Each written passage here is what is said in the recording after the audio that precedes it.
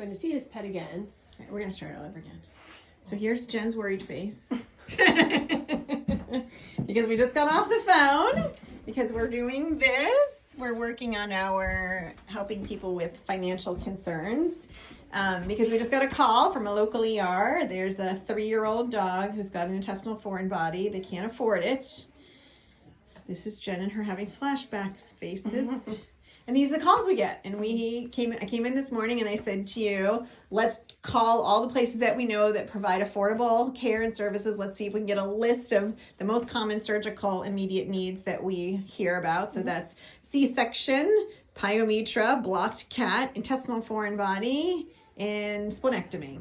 And GDV is kind of on there too. So calling all the places that we refer to, see if they can give us prices, some idea of prices over the phone.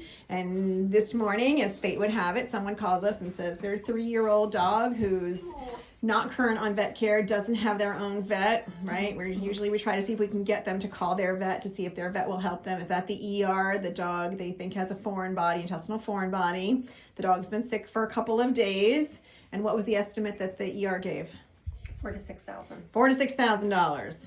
And here it's probably $1,500 to $2,000. And he's trying to scramble to get some finances together.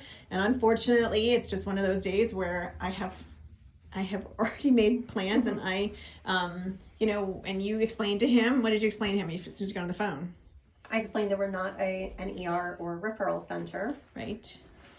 Because it's very hard for us to drop everything and do something. But here we are sitting looking like this, feeling really worried and really upset because we know that he thinks he's got about $800 and we know that nobody is going to help him with $800, right? There's no place we can send him for that. So we're trying to figure out what we can do here, what the timeline looks like, and then, make a judgment call. And it's really hard for me personally when you don't have a veterinarian, you're not up to date on vaccines, you're not spayed and neutered. Like, you've got to show that you've been putting some time and care and finances, quite honestly, into these dogs so that when you get into a emergency, right, that we're just trying to get you out of a really quick, short, hopefully easy, acute emergency and then get you back on your feet. But it's really hard for us when you have never been on your feet, right?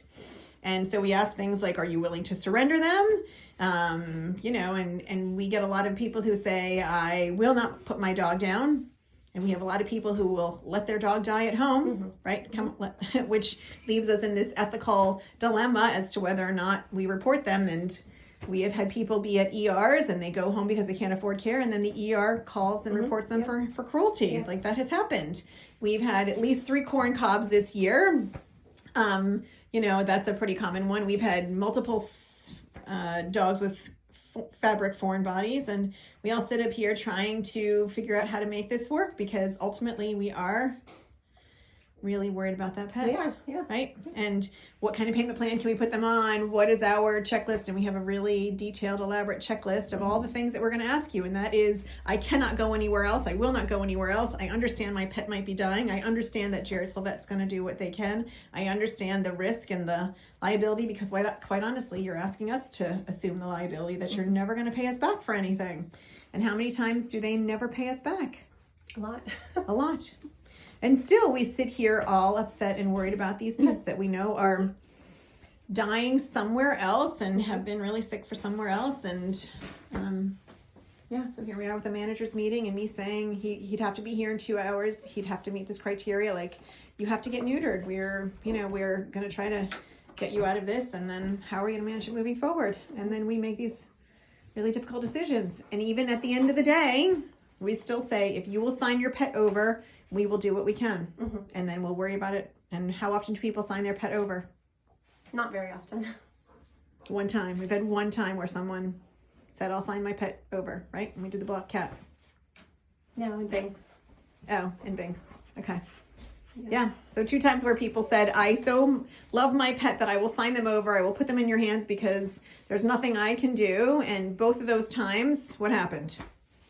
We adopted them back to their family. Yeah. But most of the time people say, nope, I will not surrender my pet. I will try to figure this out. And sometimes we find out that those pets died and sometimes we never hear back. And then we worry. We worry. Yep. And then we try to say, okay, what can we do for the next person who's going to call?